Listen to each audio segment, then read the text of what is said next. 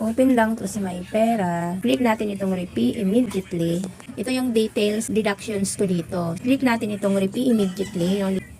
So, ayan. So, notice, handling fee, 20 pesos is charged for each repayment. Okay? Meron silang 3 ways paano makapag-repay dito sa kanila. So, itong bills na nilagay nyo dito via Skype Pay.